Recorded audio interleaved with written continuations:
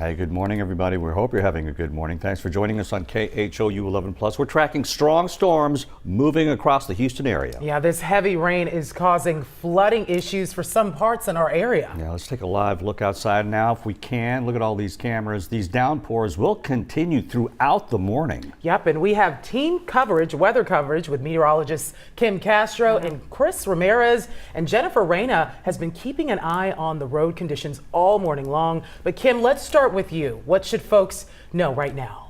Yeah, we've gone through a number of different phases. So we had some really heavy rainfall from Matagorda for Brazoria, still tracking buckets of rain in that area, which is a concern for flooding. We also had some severe storms earlier on in the day. Now the last of those severe storms exiting Chambers County. So Winnie has seen the last push of some strong wind and even some small hail. Taking you inside the loop, there have been some serious trouble spots for Commerce and Navigation Boulevard. Jen's going to tell you more about that in a few minutes, but we've already seen some stalled out cars. Underpasses are going to have major issues with all this rushing water, and there's been several hours of it coming down. Flood warning in effect right now: Magnolia Gardens, Cloverleaf, Baytown, Mont Bellevue, Shore Acres. This continues until noon. This area has seen on average about 4 inches of rain. I'll get right into those rainfall totals right now for you. 12-hour totals, and there are certain areas that have been slammed. Let's go right to the coastline. This is the most impressive rainfall on average for Matagorda. Coming up on 4.5 inches of rainfall, and then that bright magenta signature north of Palacios, south of Blessing. More than 10 inches of rain. That is causing major issues for the coast as ongoing rain continues over the next few hours. South of Wadsworth, 8.5 inches. That's really significant too. The area is under a flash flood warning. That lasts for another hour. Very possible that the National Weather Service extend this as we continue to see more rain. It's really not letting up for the coastline. In the loop and the Beltway, for the most part, it has been manageable. However, some of the underpasses have accumulation because that's where the water rushes. That makes sense, right? If we have a pretty flat land, which we do, and if we have not very permeable surfaces, which we don't, especially downtown, it's concrete, that's going to puddle and collect where it's a little bit low-lying. So for those reasons, try to pay attention to those signs. You can tell where the water has risen to if you are watching and being really careful, which you really should be doing every day, but especially on a stormy day like today. So on average, loop in the Beltway, about 1 inch to 1.5 inches. Just east of there though, so pushing towards the East Freeway, East Baytown, and East Tex, there's been on average about 3 inches of rain accumulation, and then localized areas have seen about 6 inches of rainfall. So that's just east of Highlands and just southwest of Baytown, both of those areas with big bullseye rain totals. Now, radar is showing us, well, we've got several more hours to go because more storms are riding along I-10, the Katy Freeway. Now, if you are between the North Freeway and 5969, so from Spring to Cleveland, it's not so bad right now. It's not like it's raining in buckets all hours of the day, at every moment. In fact, right now I'm looking outside the window. We're at the Galleria, Westheimer and Chimney Rock, and it just looks like a stormy day. It comes in waves. So we'll transition from light to moderate to eventually heavy rain because there is more of it coming down the Katy Freeway. So I will give you a close bird's eye view of some of the areas that are seeing some pretty heavy rain, one of which is actually coming down the Gulf Freeway towards Galveston. So I'll take a close look there. We're tracking heavy rain for Texas City, for the Bolivar Peninsula. Jamaica Beach is not so bad right now. It's taking a little bit of a break, some lighter rain there. But the seawall, Galveston, light to moderate rainfall, and all the way to the Galvez. So that is going to be some heavy rain throughout the next 30 minutes or so. And then again, more of it ongoing. So I'll take you up north. So we'll travel along the Gulf Freeway. And you'll notice, let's see, Oh yeah, so League City right now has seen a nice break from what was happening earlier on. So right now you're looking at a 6-hour loop that shows not just the rain, but storm reports. So we saw hail, we saw wind gusts at 40, 50, and even 60 miles an hour. And of course, thousands of lightning strikes. I mean, the lightning count has been really, really impressive, which, by the way, has subsided for now. So I will show you what radar looks like right now and then give you an active count of the amount of lightning strikes. So this will give us a total for the last 10 minutes, 243. This is a huge improvement from this morning. We were counting the lightning strikes in the thousands, at one point above 6,000. So this is a lot better as far as the charge of the storms go and their intensity. There were some severe storms this morning, bright and early, right around 3:45, 4 in the morning. There was this couplet that was spinning from Wharton to Fort Bend. If you were sleeping and you woke up in this area, there have been reports of 10 homes damaged, some cars damaged, and that's the velocity signature showing there was a couplet. National Weather Service will send crews over there to evaluate. For the remainder of today, we continue to stay under a weather impact alert for this incoming rainfall. Okay, you might be thinking to yourself, it doesn't look so bad out there. Well, the area has gotten a lot of rainfall already, and so additional totals is going to cause at least ponding, definitely high water spots, and the possibility of some localized street flooding. That continues and peaks until the noon hour. Then we take a little bit of a break. Tomorrow morning's not going to be so bad, by the way. I think tomorrow afternoon gives us a couple of scattered storms, and then your Saturday morning plans also okay. Saturday afternoon, though, that's going to be another time frame that we watch. We have got team coverage and we've had it all morning long. I'm going to bring in meteorologist Chris Ramirez. Chris, the flood concern is something that we do have to monitor carefully, and I see you've got the neighborhood weather network propped up. It's amazing that we have these gauges in people's houses, so instead of the radar estimates, you can give me the exact totals. What do those look like? Yeah, and that's the beauty of it, is that we were able to see at the neighborhood level of what's happening, at the street level rather. But looking at Matagorda County, this is the area that we received more of the heavier rainfall, close to 7.7 inches of rain at Matagorda headquarters at 8.88 inches of rain. That is a significant amount of rain that has fallen in our coastal areas. This is looking at Harris County. It's looking more likely that our eastern portions of Harris County is receiving more of the heavier rain. This is Twisted Ash Court, 2.5 inches of rain. That's along the Sam Houston Tollway. Areas to the west of downtown, between not seeing too much rain. We're seeing approach to an inch at Piney Port, Texas, out in Bunker Hill Village.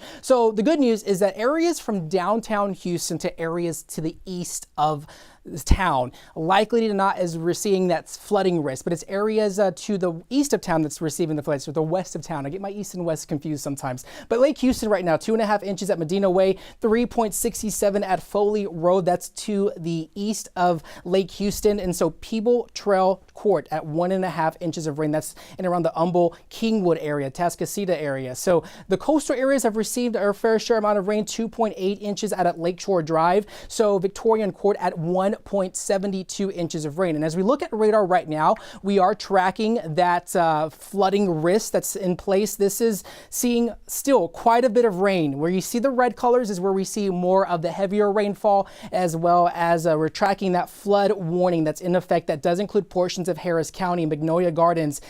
So this is going to be in place until 12 p.m., as well as does include the cities of Baytown, LaPorte, Pasadena. This does include just right outside the Hobby Airport area. So if you have any flights to catch, you might want to just give yourself 2 hours or more to get to the airport, because roadways are looking pretty wet, and we are seeing that flooding risk, especially out in Liberty, as we are, and that's going to be until Sunday at 9:25 as the Liberty just to this along I-9, actually Highway 90 rather. So definitely expecting, we saw some reports out in the Crosby area that they did see some structures that were currently enduring some flooding, but this is a local storm report out in Dickinson. This is local flooding at FM 5 17 at I-45, just west of the intersection at I-45. That's where you're seeing some more of the heavier rainfall. So definitely expecting this rain to last at least for the next few hours. We're not expecting it to really lighten up at least until 1 o'clock, 2 o'clock. This is looking at that future track that Kim was just showing. So more of the heavier rain chances expected to be in place for the coastal area. So even though Galveston has not really received that much rain, we could see more of those heavier showers later on this afternoon, but it's looking likely that we have it until at least 1 to 2 o'clock this afternoon to not really see much relief in terms of that as we head into later this evening. So that's why we're having that weather impact alert in place, as well as we're starting to see areas east of downtown starting to see those flooding problems, and we're continuing to track that. So let's go ahead and take it over to Jen to see how the roads are looking. Yeah, you know, it's been a mess. It has been, and high water spots eventually creeped up on us, and they were problematic for some drivers. We had an underpass or two reported with Uvalde at I-10 East Freeway, Monmouth at I-10 East being one of those areas of concern where high water was underneath the East Freeway. We have an incident still working on the downtown area, Southwest Freeway at 288. We also have a heavy truck problem at 146 and Fairmont. So both of those problems are active. I did take the radar off so you could get a glimpse of traffic that you'd be facing in case you have to leave right now. Maybe you have an earlier lunch appointment or you're headed somewhere. Gulf Freeway, you see all of the yellow here. Things are running slow in and out of the Hobby area. Same for the Southwest. If you're leaving Fort Bend, it's going to be stop and go all the way inside of the southwest part of the Beltway. Katy Freeway also stop and go. But this is usual when we have this much rain that comes down and everything's slick. People will really take it slow, and that's exactly what we wanted them to do. 146 at Fairmont, let me show you. This is out of LaPorte and Bay Oaks. You've got delays in both areas. First off, the Southwest Freeway at 288 problem that I mentioned that could impact you if you're coming in from Upper Kirby or Fort Bend. We still have a lot of emergency crews blocking a couple of right lanes. This has been here for well over an hour and a half. So I don't know what the holdup is, but I do know emergency crews have sort of been positioned in place as you see. This is the North Freeway at Parker. Why do I bring up this camera shot? Well, because along the feeder road, I've seen some pretty good splash, which means there's ponding, there's extra water collecting on that service road. We're usually seeing that at Parker, Tidwell. Nothing super flooded, but just a heads up to take it easy on that area. We had an HOV lane problem at Scott. It's no longer there, but when you see the dip here on the highways like HOV lanes and you're driving too fast, that's when you can spin out or lose control. So when you know it goes up and down like that, you need to chill on the accelerator. 69 at West Park, it's a curve on 69 and it does throw drivers off sometimes, so stay off of your cell phones because other drivers who are moving at posted speeds, you know, could slam into you and you just don't want that to happen. Here's the 18-wheeler crash over in the 146 area. That's at Fairmont. We have a heavy-duty wrecker on scene. Here's the front end of that cab and then emergency crews. One right lane is getting through, but that's why it's slow going out of LaPorte over to Bay Oaks, as you heard me say earlier.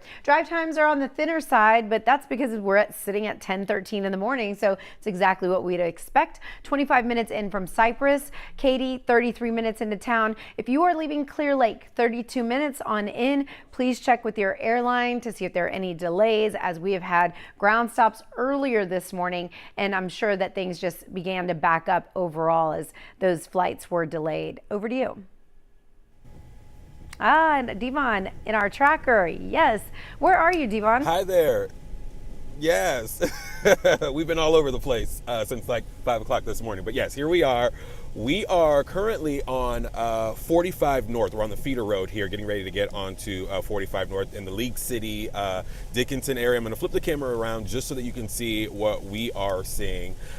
You heard Chris mention just a moment ago that this area is going to see heavy downpours over the course of the next few hours, and that is the case. That's what we've been experiencing since we've been out here. It's been heavily pouring. It's been rather windy, but you know, folks on the roads have actually been heeding the warnings from officials as far as taking their time. We've seen people with their emergency flashers on, you know, along 45. So people are definitely taking this seriously. And fortunately, we haven't seen any sort of ponding on any of the feeder, you know, access roads like we typically would when we have heavy downpours. Perhaps there might be some a little further down, but I know that where we've been in this Dickinson, League City area, just off of 45, we haven't seen a lot of that street ponding which is good. But that could all change too, you know, considering we still have a few hours left of these downpours here in this region of our viewing area. That's the latest from the highways here. We'll send it back to you guys in the studio.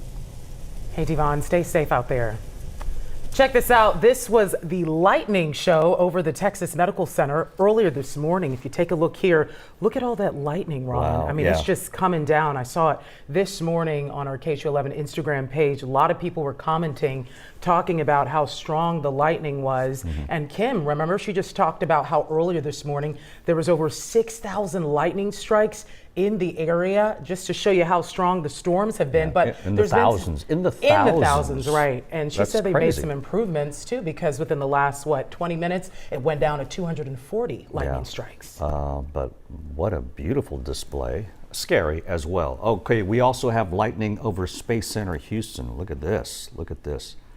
So, I mean, in many ways, today's worse than yesterday. Yes, oh for sure. Yeah, even when though you look at all of the damage. Even though it is getting better in some areas, you've still got some roads that are probably impassable, especially in the eastern parts of the area. So again, like we said yesterday, try to stay home if you can. Try to stay home. Yeah, so important. Now, these storms are also knocking out power across the area. Just like yesterday, we had some power outages, and today it continues. Yeah, here's a look. Let's take a look at CenterPoint's power outage map. Right now, more than 11,000 customers for CenterPoint are without power. That's a lot of people. And the car struck in underpass on Navigation Boulevard at Commerce just last week. 2 cars were stuck in the high water after the flash flooding there. So dealing with some flash flooding, dealing with obviously car issues with that as well. And so we are also following, again, those power outages and working to see when some people will get their power back up. So our advice is to keep it right here on KHOU 11+. We're monitoring all this. We've got weather team coverage, and we've got our weather tracker out there as well. Here's a live picture of the Galleria area, courtesy of EarthCam. You know, so the rain has diminished in this part of the area, but there's still a lot of rain to come. And realize this: it's probably not going to stop raining until 2 o'clock this afternoon. So, I mean, we've got issues with stalled cars under some of these overpasses. We've got some flood warnings in the eastern parts of the area. Some areas got 6 inches of rain. Right. Now, way down the coast of Matagorda area, there's 10 inches of rain down there. That's a lot of rain, Ron. And we had winds up to 60 miles an hour at one point. And we got a lot of damage in the Wharton area as well. Yeah, and also, you know, Jennifer talked about some ponding on the roads as well. When I was coming up here to the news station, I saw some ponding as well as some lights out at Chimney Rock and Fountain View. When that happens, there's a big traffic mess and people are wondering what's going on. So definitely take it slow and just avoid the roads if you can. But for now, we're going to send it over to Kim Castro, right? She's got another update on what's going on out there. Hey, good morning, guys. Yeah, all things considered, I think the city center has lucked out here because we have seen periods of lightning with the rain. I mean, it becoming less heavy. Of course, we've seen lightning throughout the morning as well. And right now, we're kind of in that transition period where it's a little lighter and it's going to get heavy here in the next few minutes as we got this other batch coming in from the Gulf Freeway and from the Katy Freeway. Both of these are going to give you some healthy downpours and some more accumulation, but Harris County as a whole has seen very manageable rainfall. There are, of course, these trouble spots that we monitor, like in Edo, like in downtown with the underpasses. Those are the ones that we'll keep a close eye on. And then really the coastline, goodness, they have been getting hit exceptionally hard throughout the morning. I want to show you right now, Matagorda is still looking at some really significant rainfall rates. I'll take you in closely. Just shy of Freeport is where the heaviest rain is going on right now. So Wadsworth to Hawkinsville, these areas that are in bright red, I want to show you what the difference is when you see the green, when you see the yellow versus when you see the red. There is a pretty substantial difference that we track. So look at the green. When we're seeing, you know, green showing up on radar, that's like light rain. So it's kind of what's going on outside right now. So we're at Westheimer and Chimney Rock in the Galleria, and I can peek over towards the window over there, and it's pretty light and manageable. Now, when we start seeing those yellows building in, which we are going to see building closer to the city center here in the next 10 to 15 minutes, that's a rainfall rate of about ½ an inch per hour. That's heavier rain, but it's nothing that's going to be alarming until, of course, we get to these deeper reds. That's a rainfall rate of 3½ inches per hour. And because we've seen a lot of red, especially along the coastline for several hours, we've had those really alarming rainfall totals closer towards Palacios and Blessing, which I'll give you another update on here in a second. But first, let's see which areas are seeing this, the blinding rain, the rainfall rates that would give us additional accumulation potential. So 288 Angleton to Richwood, that's an area that's seeing really heavy rainfall. Working our way closer towards the Gulf Freeway, same thing. Alvin to League City, this was an area that got hit with a pretty strong storm about 2 hours ago.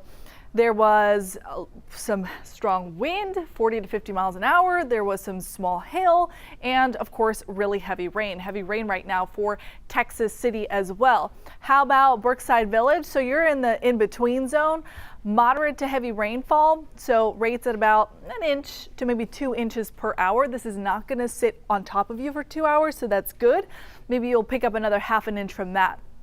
Bissonnette Street, Richmond Avenue, moderate rain. Within the downtown, it's pretty light for now. The Heights, looking at some heavier batches of rain just on your heels. So 10 to 15 minutes from now, you'll see heavy rain. Attucks is seeing that heavy rain right now, and so is Magnolia Gardens. So this is a brand new screen that we just got from radar. I'll give you a wider view to have a look at what the big picture is. Yeah, we're still tracking some pretty significant rainfall across the area, but the severe threat has now pushed offshore. So you'll notice that's where the electricity is right now. So lightning has pushed off towards Louisiana or offshore, which is good. In fact, the lightning count should not be something that we worry about moving forward. There has been a couple hundred lightning strikes over the last 15 minutes. This is for the entire area and a huge improvement from what we were seeing this morning. Okay, still keeping a really close eye on this particular section near downtown Commerce and Navigation. This is where we had reports of some stalled out vehicles, underpasses, bridges. Those are going to be trouble spots, low-lying areas. You know, the particular spots in your neighborhood, the frontage roads that always give you problems. Those are the ones to avoid today. And yes, keeping a close eye on the areas that are warned. There is a flood warning, meaning there's been a lot of rain already, and these areas are particularly susceptible to more incoming rain. So that includes Cloverleaf, that includes Mont Bellevue, Baytown, Shore Acres, Magnolia Gardens as well. The rain is really what we have to just kind of wait out. So that's why we're streaming to you live right now. We don't have any severe threats as far as wind, hail, or tornadoes at this moment. However, you have to watch rain really carefully when we've had this amount, not just today, but over the last couple of days. And I just gotta show you this rainfall total one more time because it, is impressive in every capacity. So Matagorda averaged out is looking at around 4 inches of rainfall, and then Palacios continuing to see more rain. So north of there, about 10.5 inches at this point. And I know we've got meteorologist Chris Ramirez on standby as well. Chris, we've been tag teaming this all morning long, talking about the flood potential for today. You know, it's a delicate dance. So far, I think Harris County has been okay. But because we still have a few more hours, it's a good idea for both you and I and everybody at home to keep an eye on what's going on. Right, correct. And so it says, we look at the flood risk for today. This is from the Storm Prediction Center. As we look at the situation, so I don't know why I'm growing there with the camera shot, but looking at the flooding risk, we are seeing a moderate risk of flooding. This is quite significant for Southeast Texas, and the Storm Prediction Center doesn't really issue these all too often, especially for our areas. This is a 3 out of 4, so this is just below that high category. So they're still including all of Houston, especially as we received some close to 10 inches of rain. This is the Matagorda County gauge, 10 inches of rain out at Matagorda headquarters. County Road 391 in the coastal areas, 7.66 inches of rain. So as we look at Harris County, it's likely areas east of downtown, areas that are east of Houston have received the highest amount of the rain, and we're already starting to see that flooding concern pose some problems for some of those locations, especially out of just south of Houston along and around the Dickinson area, as well as northeast of town and around the Crosby area. The good news, though, is that areas west of Houston has really not received that much in terms of rain accumulations. We're just about to approach maybe close to an inch out at Shady River Drive. So the fact that we're seeing these low rainfall accumulations from downtown to areas east is good news for our western areas, because Katy, Bunker Hill Village, not really receiving that much in terms of flooding concerns as of now. But looking at Lake Houston, Lake Medina Way at 2.67 inches of rain, Foley Road at 3.87 inches of rain. So it's areas that this is along the east and west fork of the San Jacinto River. So we're going to have to start watching those flood gauges in terms of our streams that are just east of town. We have San Jacinto River that drains into Galveston Bay. That is likely to start swelling up as we continue to receive these rainfall amounts, especially as we are expecting this to last at least for the next 2 to 3 hours. Radar right now, a large swath of rain still falling over the Katy area, so we could see those rain accumulations start ramping up. It's the flood warning that's really as of concern right now, especially that does include portions of East Houston as well as Magnolia Gardens. Baytown's included in that flood warning, Mont Bellevue, areas along I-10, the East Sam Houston Tollway 225 going to Deer Park. So those frontage roads and those roadways that are intersecting the major highways, we could start seeing some of those problems, especially those underpasses that sort of just dip into the ground. I don't know if you know, we have one out at near off of Navigation out on the east end, but this is going to be in effect until 12 p.m. So Baytown, LaPorte, Pasadena, eastern Harris County seeing those flood concerns. And now we're looking at the Trinity River out in Liberty. So they are issuing a flood warning for the river that's going through Liberty until Sunday at 9:25 in the morning. And that does include the cities of KHOU. We did see a confirmed report from the National Weather Service that in and around the Crosby area, there was some structures that were enduring some flooding. And so that's what we're going to have to really keep an eye on, is that we've received the highest rainfall, especially southeast of Houston. That's a confirmed report out in Dickinson.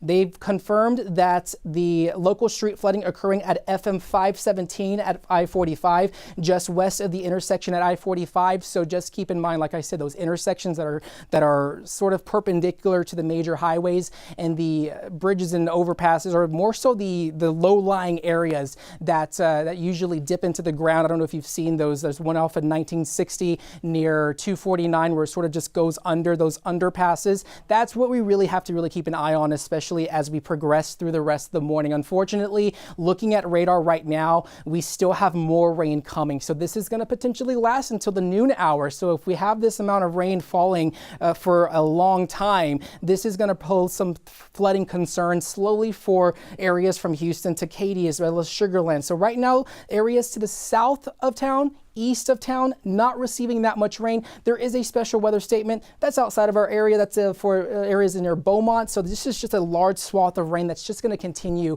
at least until 11 o'clock through the noon hour. We're not really going to see the rain lighten up until at least 12:30. We're going to still see moderate to rainfall, but Galveston, you're under the gun for some heavy downpours still to continue at least to the early afternoon, heading into at least 2:30, 3 o'clock is when we're going to start seeing this finally lighten up. So hopefully that areas that are to the west of Houston and Houston proper are going to still have those good drainage, no concerns in terms of that, but we're still starting to see those concerns for east of Houston, Baytown, East Sam Houston Tollway, even towards Humboldt, Atascocita. That's what we're going to have to keep an eye on, as well as the flooding concern that's slowly evolving, at least through the early part of our afternoon. Go ahead and send it over to Gochi and Ron for more. Chris, lots to follow out there. Thank you. Staying on top of it. Car stuck in underpass on Navigation Boulevard near Canal. A car there. We've actually got a picture. picture, if you can kind of see in that area there. Well, we have video of it. Crews were able to pull it out of the water. Just last week, one car got stuck in the high water after flash flooding. Just to give you an idea, we've been telling you stay off the roads, right? This is something that can happen. That's so scary. That's so scary. We've got so many areas like that where you got these tunnels. That's the last place you want to drive into on a day like today. That's right. Definitely something you want to avoid. All right, let's go to Devon Roming. He's in our weather tracker. Devon, you're heading toward Dickinson, is that right? Yeah, we actually are in Dickinson. Right now we're on a feeder road. I'm going to flip the camera around just so you can see. We've been trying to keep an eye on some of the feeder roads and the access roads here off of the interstate because you know these areas here, these low-lying areas are prone to flooding when we see this much rain. But fortunately, we haven't really been seeing a lot of ponding on the feeder roads here in this area. This is Dickinson 45 heading south. And I don't know if you can see up in the distance there, but you can kind of see a break in the clouds there where it looks like it's clear. But we're going to try to head back towards the north end here, back towards League City, because that's where you can really see those clouds that are moving in with all that rain and the storms from, you know, that we've been seeing here over the last few hours that are moving in and heading east, if you will. But for the most part, again, it's all clear in this area with the exception of, you know, obviously we're getting ready to go through a puddle right here. But it's pretty much clear for the most part in this area. We are seeing just, you know, the heavy on and off rain here in this area. And again, people are, you know, using their best driving skills, if you will. We've seen people flashing their flashers as they've been driving along here, making sure that everyone's, you know, heeding the warnings and whatnot and staying safe if they have to be out. That's the latest from here in Dickinson. We'll send it back to you guys in the studio. Hey, Devon, definitely be safe out there. Now, have you noticed any cars speeding, or are they slowing down and listening to the warnings there to take it easy? You know, we haven't seen any cars that have been speeding. We did see a couple accidents when we were out on the Beltway, but that was maybe like an hour or two ago. But as far as here on 45, no, we haven't seen any accidents. We haven't seen any spin outs or anything like that, which is good news considering the conditions that, you know, a lot of people who are out on the roads right now are having to navigate. So it's been pretty clear, smooth sailing, and we hope that it remains this way for the duration of the storms. And you can see how we've just turned around heading north now on 45 here. You can see just how dark it is with all those clouds, those rain clouds there, and how the rain is starting to pick up as we move closer towards the city. You can see just how heavy it's getting for drivers out here. So if you don't have to be out here, you've heard us say it before, leave it to us to be out here to show you what's happening, and we'll bring you the latest as things continue to develop. Guys? Yeah, Great absolutely. advice. Great advice, Devon. Absolutely, Devon. I'll tell you what I was seeing. I was seeing a lot of people not on the roads, which is fabulous. Yes, and but that shot. Yeah, but you got a lot of road construction too. That's right. That you got to And avoid, especially that in this does weather. That does not help when it comes to drainage. No, And it does got so not. much road construction in, Yep. the whole Houston area. Okay, take a look at the video that we got from a viewer. Ooh, look at that. Lightning hitting his neighbor's tree my and taking goodness. that tree out. Wow, this was in Dickinson this morning. Let's watch it again. Oh my goodness. Yeah, so taking off the security camera facing across the See how it street. just So collapsed there? yeah, so if you've got video, if you got cameras around your house, check for any video. We'll take any of that stuff. Just send it to the newsroom. Yeah. We're definitely taking pictures and videos of all the storm damage and different things you're coming across. With all the rain coming down, send it to our newsroom. We definitely want to see what's going on. But we want to take it back to this shot here. Check this out. If you're just joining us on KHOU 11 News Okay, Plus. well let's go Actually, to we're Orco switching Manor gears right now. now. He's where this car was taken out of this underpass there. Orca, tell us the scene out there right now. Yeah, well, just a few minutes ago, that car was towed away from the area. Luckily, the driver is okay, but just take a look at how much water is in this underpass here. We are near Navigation and Commerce, and again, you can see all of that water flooded into that underpass, and that gauge in the middle kind of gives you an idea of how deep the water is. Officials here on scene were telling me the water at its deepest is around 2.5 feet deep. And that's definitely not something that you want to drive through. So again, you're taking a look at this underpass here at Navigation and Commerce. We know that these kind of underpasses flood when it rains heavy like it has been today. So you definitely want to avoid driving through this. And now since this happened, you can see that there are plenty of cones that have been set up here by the Houston Police Mobility Response Team, and they're actually still here on scene as well. There's one pickup truck out here with their lights flashing, and there was a gentleman putting all these cones up here in this area to prevent drivers from coming through here and going under the underpass. Again, if you do see underpasses like this that are not blocked off, still do not drive through it, because again, looking at this from this distance, you might think, hey, maybe I can drive through it. You can't. 2.5 feet, maybe more, of water is not something your car can handle. So again, if you are driving right now, be careful, be alert, and make sure that you don't take any unnecessary risks. Guys, we're going to send it back to you. Okay, Orko, so give the viewers a better idea of where you are. So you're on navigation, and what were the conditions driving out to that scene right now? Yeah, so navigation and commerce, so this is just east of downtown, and driving out here, it wasn't too bad. You know, there was obviously rain hitting the windshield. Certain areas on maybe some frontage roads had pooled water, but it's really the areas that are dipped and deep like this underpass here that we're seeing a lot of the water accumulation. So if you're driving on the roads, a lot of the surface streets that are at pretty level ground are not too bad, but again, there are still pools in certain areas, especially on the frontage roads. So when you're driving, you don't want to hydroplane or anything like that. So try to avoid driving through those areas if you can. But again, we are here near Navigation and Commerce, just east of downtown. And this is one of those underpasses, like I mentioned, that when it rains a lot, we do see flooding inside underneath those underpasses. So you want to avoid those areas if possible. And again, the mobility response team here with Houston Police put up all of these yellow cones and these signs to prevent drivers from going through. Again, that one gentleman that was in a blue sedan that was out here earlier was towed, and that driver is okay. I tried speaking with him. He wasn't ready to talk on camera, but you can imagine how scary this kind of situation is when you're stuck in 2.5 feet of water. So just a reminder again to folks out there to avoid trying to drive through those kind of areas if you can. And we also have to point out that they do their best to try to make these areas safe. There's a flood gauge right there, but you know, if it's pre-dawn hours, you may not be able to see that so clearly.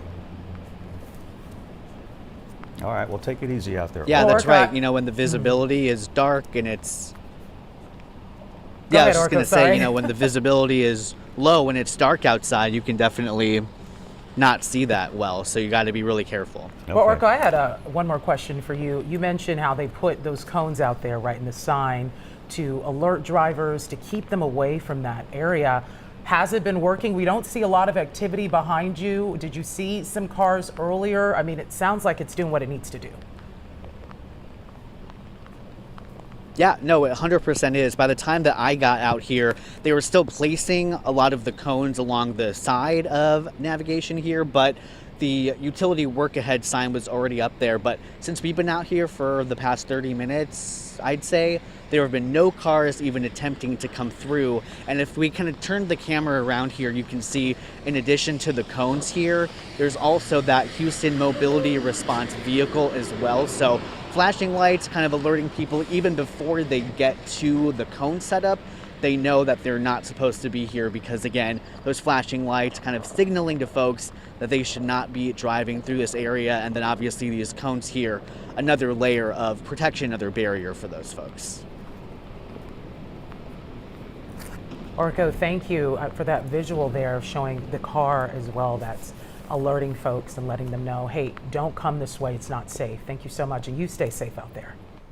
All right, we have to tell you about what's going on in Matagorda area. The Matagorda County area has been declared a disaster declaration. They just issued that because of, well, they got 10 inches of rain this morning, and there was possibly a tornado near that area in Palacios. That hasn't been checked out yet, but a disaster declaration not far from here in the Matagorda area. So it gives you an idea of just what kind of day it's been. You thought yesterday was rough. Today's even worse because Even worse, more rain. The rain has not stopped. You got damage in Wharton County.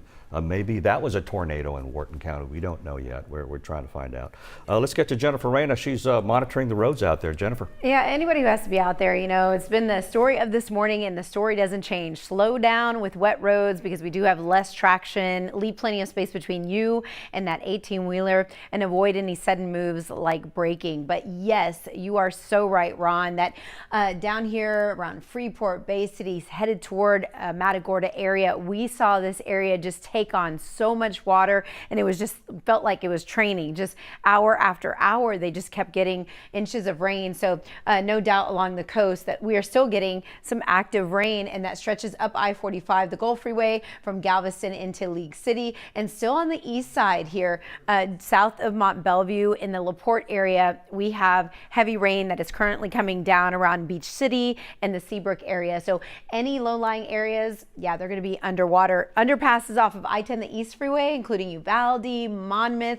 We saw high water under the I-10 corridor. So it's not bridges that we're concerned with. It's the lower lying areas, the underpasses, or any dips in your pavement everywhere where you just see, like when you exit West Park and you get to Post Oak right near the Galleria, that area, it goes underneath other highways. So it's problematic when we have this much rain. It can only drain so fast. So watch out for those gauges. Downtown Houston, busy off of 45, the Gulf Freeway. No major problems in the 610 loop area, but 69 at 288. If you are leaving Upper Kirby, it's our only problem, or if you're coming in from Fort Bend, this is closer to downtown in the Med Center. A couple of right lanes are blocked. Ron and Ugochi, it's just slippery, sloppy, and we'll have wrecks, I'm sure, throughout the day.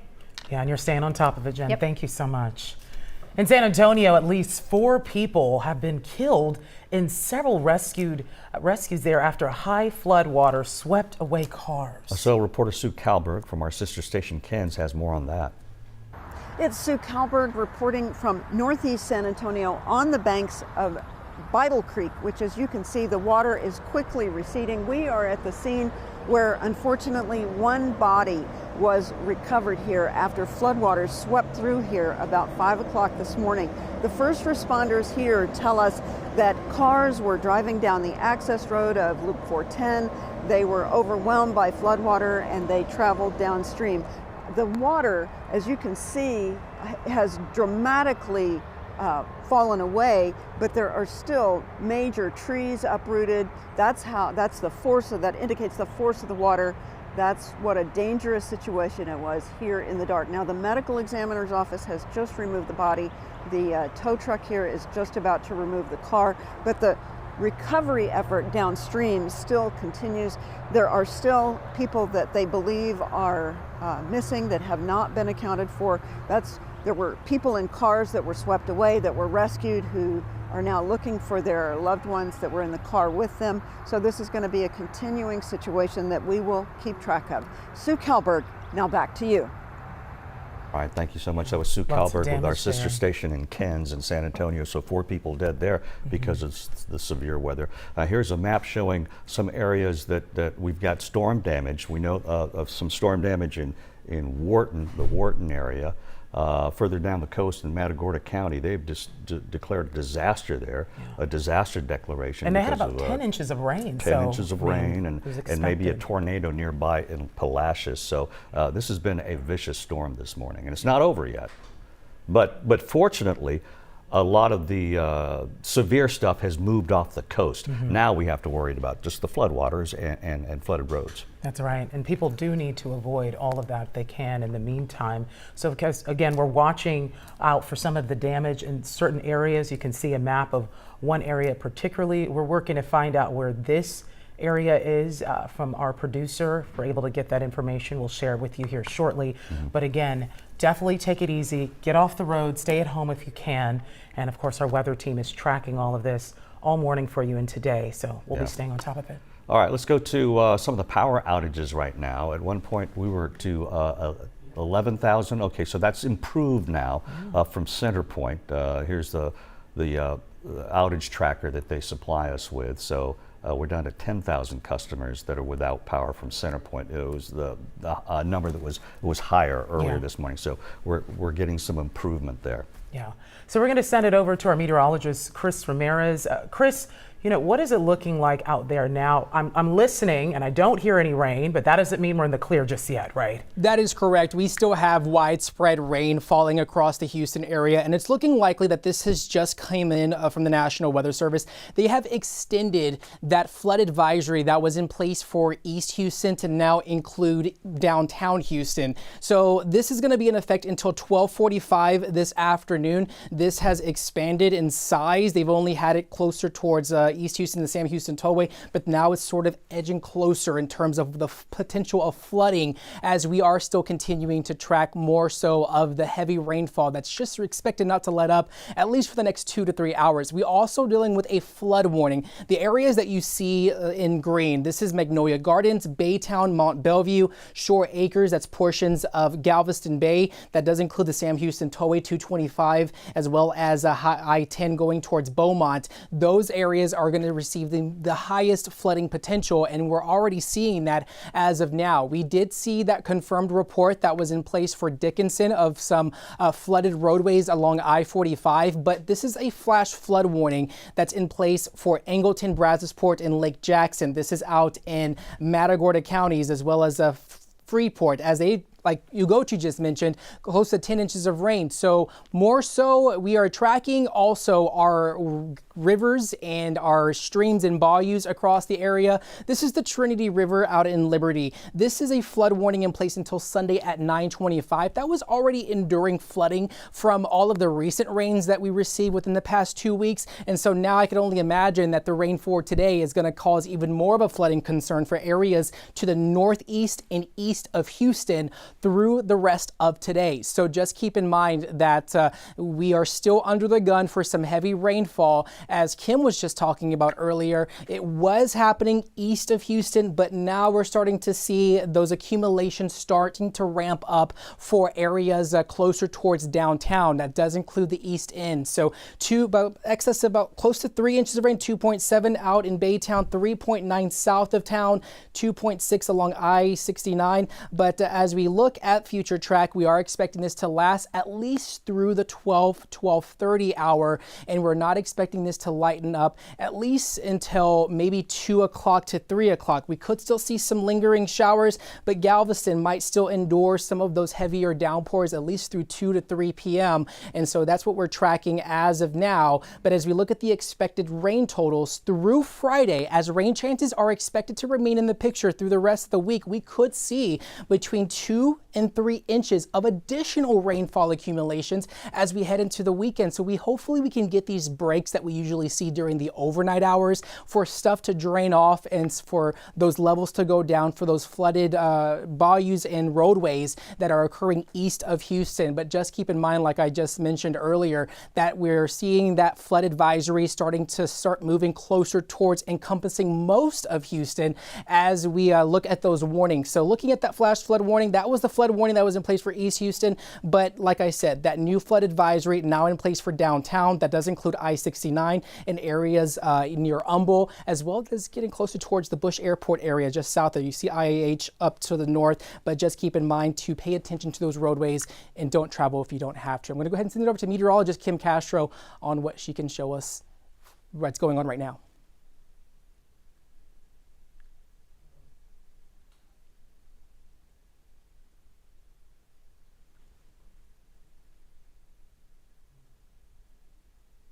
All right.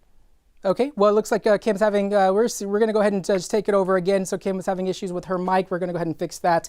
But like I said, like we've been talking about, this is looking at an area wide across. This is just a broad picture of what's going on. You have Houston, you have Cleveland, Galveston. Look at this swath of rain that's currently off towards the west of town. I'm going to go ahead and walk over here to zoom in here. So areas that are just in and around the Katy area. So this area off towards the west of town, Katy, Cypress, we really have not received that much rain, but now we're starting to see, you see the red colors, that's where the higher amount of rain is falling at this moment. So we could see an additional 2 to 3 inches of rain in this location. So we had the flooding concerns for areas east of town, but as we progress to the morning, we can only imagine that we're going to start seeing that flooding concern spread closer towards downtown, and that's why the National Weather Service just extended that advisory. You see the green border there to include downtown Houston. So as we progress through the morning, we still have a lot of rain ahead of us as we head into the next 2 to 3 hours.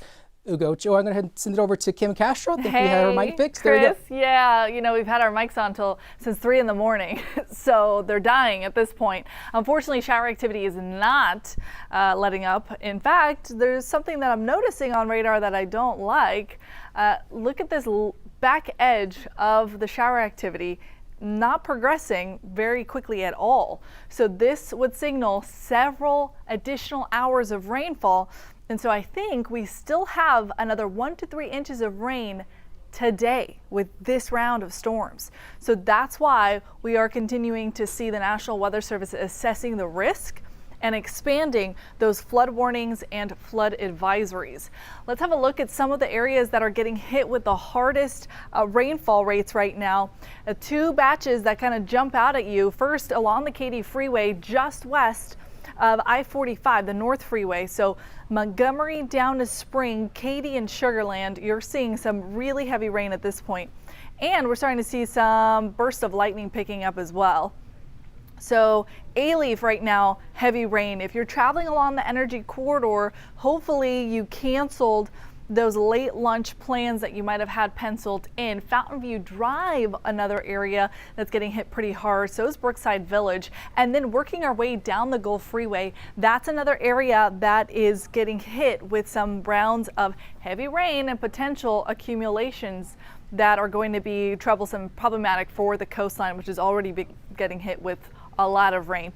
And then of course, the flood warning for Magnolia Gardens, Vermont Bellevue, Cloverleaf, Baytown, and Shore Acres. This is an area you need to avoid at least for the next hour or so, hour and some change. And then, yeah, like Chris was showing you, now these advisories are being pushed west. So we saw throughout the morning that the majority of the problem spots were east of I-45, now they're pushing towards the west. So flood advisory until 12:45. This does include downtown, Jensen, Canal Street, Wheeler Street, Riverside Terrace, goes all the way down the Gulf Freeway, includes Pasadena as well. And then guys, here's a check at the 12-hour rainfall totals, because since we're not seeing the rainfall let up, well, the totals continue to go up. So have a look. Average accumulation, I'll show it to you here. I'll remove this banner off the top here. Now has gone up to 5 inches. Remember the first time I showed you this about an hour ago? We were at 4 inches, so an additional inch of area-wide rain for Wharton County, Palacios to Blessing, 10.5 inches of radar indicated rain. You're mentioning that there's a crisis concern for the area for the amount of rainfall. Yeah, there's a flash flood warning in effect because this is a tremendous amount of rainfall and more of it ongoing. And then it's been extended too to now include portions of Brazoria moving into Galveston. So this new flash flood warning lasts until 12:15. We've been keeping a really close eye on not just the rain, but the threat for severe weather throughout the morning. And I gotta show you the velocity that I was tracking this morning from Wharton towards Fort Bend. That's an area that had a couplet. I want you to see why there have been reports of a potential tornado on the ground, which again, the National Weather Service survey teams will go out there to confirm that. But it's pretty clear there was a couplet along 59 that pushed just east of Wharton and worked its way up. And now there's a potential damage report of perhaps another couplet in Palacios. I want to show you what that velocity signature looked like. Same time frame. This is between 3 and 4 o'clock in the morning, so really early while most people were sleeping. This is why it's so important to have those alerts set up on your phone and to have your ringer on, especially when you expect severe weather, which we were expecting for today. This is why the weather team issued a weather impact alert. We were tracking severe weather and we were tracking the potential for flooding. Both of those things are verifying. So Palacios saw that couplet. Again, Fort Bend, the southwest side closer to Wharton, saw that other couplet too. Okay, moving forward, I think the severe risk is scaling way back, but the flood risk still with us through the afternoon. Now, because that batch of showers that I was just showing you continues, I think we have to keep that flood threat at least through 2 o'clock in the afternoon, and then we'll reassess. Maybe we start to scale back on the flood potential.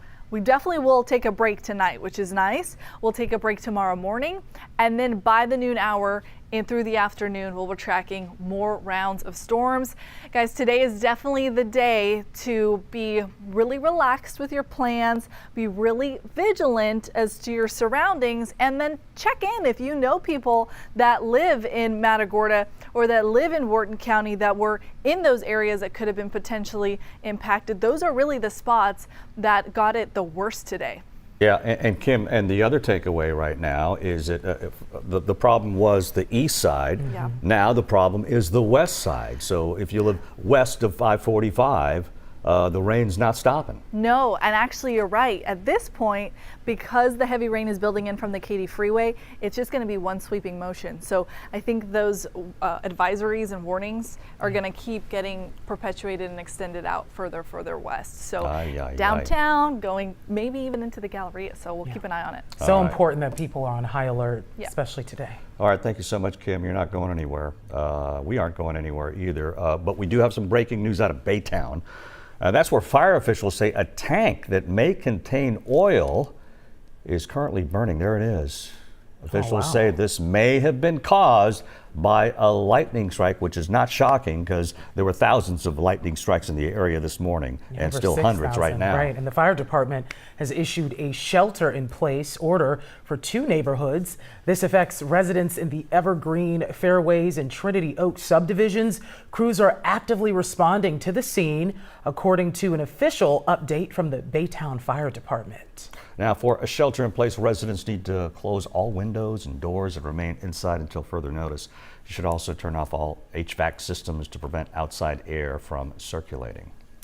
Yeah, now we're going to take a look here at high water on Uvalde Road in downtown. Look at those cars there getting stuck in that high water as they're driving there, some slowly through that street ponding. And it just, oh my gosh, Ron, look at that video. You can see all that water and the ponding.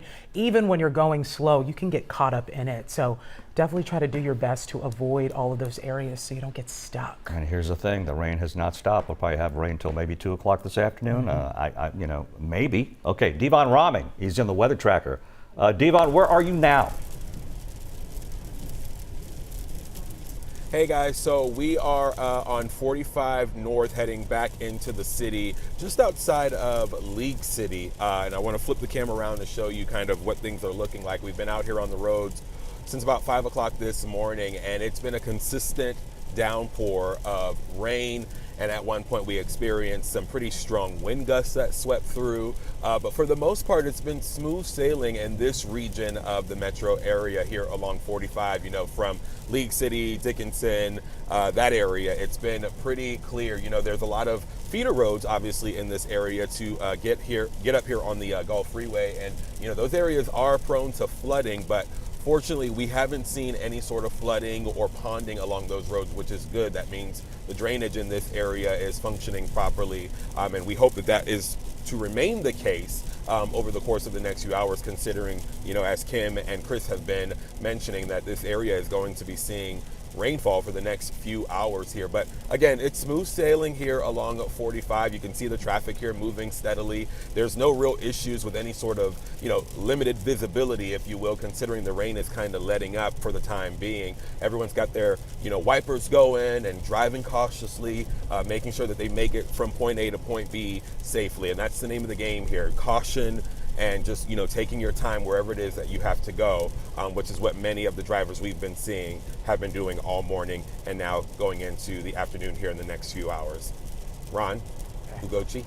Hey, Devon, I see all that water coming down in that area on your windshield. Is it picking up from earlier, or it's still a pretty okay pace of water coming down where you are? Yeah, it's pretty steady right now. It's actually a lot lighter than it was maybe like a half an hour ago. We saw some pretty torrential downpours here about 30 minutes ago or so. But what you're seeing now is just kind of a light to moderate rain. And then you also have, you got to remember the rain and the water that's on the road, that's also being kicked up by, the cars in front of you and, splashing back onto your windshield. So thankfully, like I said before, that's not factoring into any sort of visibility issues. But again, it's just a matter of being mindful of your surroundings and the other cars and just taking your time to get to where you need to be. Yvonne, thank you. Stay safe out there. So we're also hearing from Sheriff Ed Gonzalez. He actually reported this on X. He says in West Harris County, Patterson Road from Clay Road to Highway 6 North is shut down due to high water. So that is something else we're following.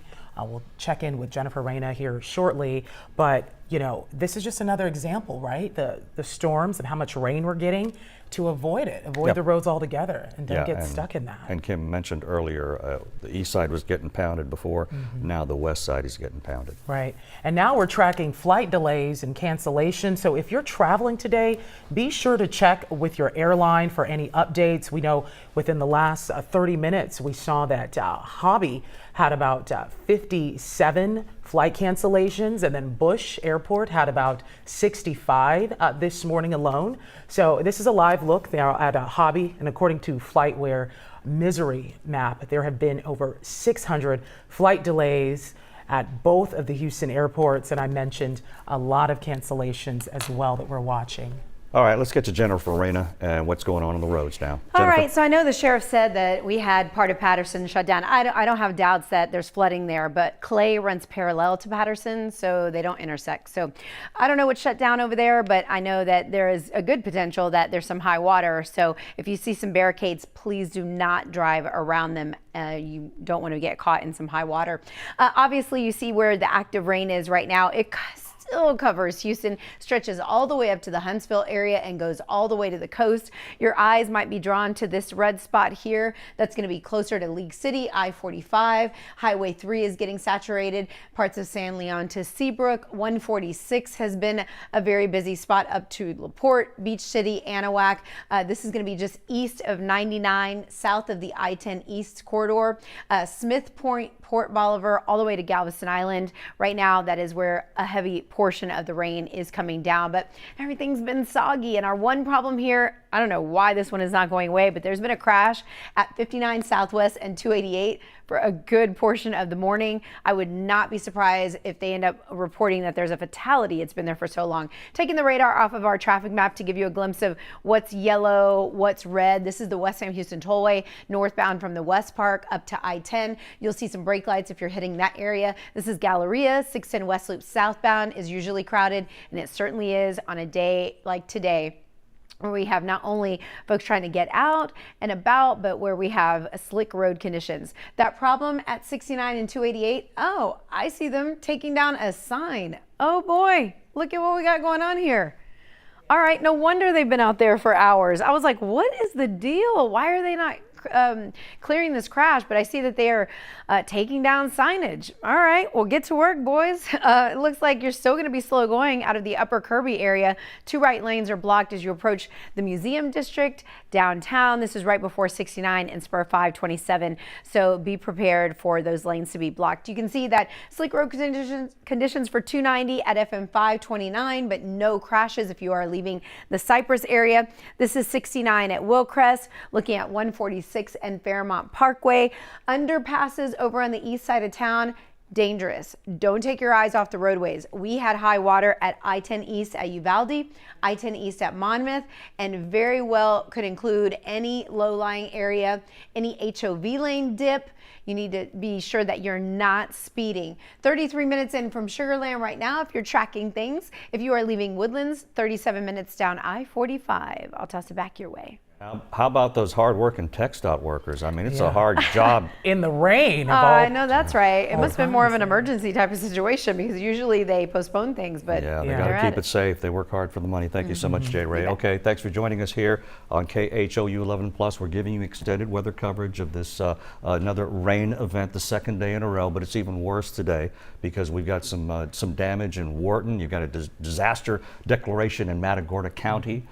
You had rain that started on the east side. East side was getting pounded. Now the west side is getting pounded. Right. You got 10 inches of rain down in Matagorda County. We're getting 6 inches of rain in areas closer to town. We've got weather team coverage. We're going to give you the very latest. Let's take a look at this video that we got from a viewer. Lightning hitting his neighbor's tree and taking it out. Wow. So Check out if that you've video. got any video like this, don't hesitate to email it to KHOU11. We'll try to post it, and don't put yourself in harm's way if you're getting any video of this storm. All right. Yeah, that was in Dickinson.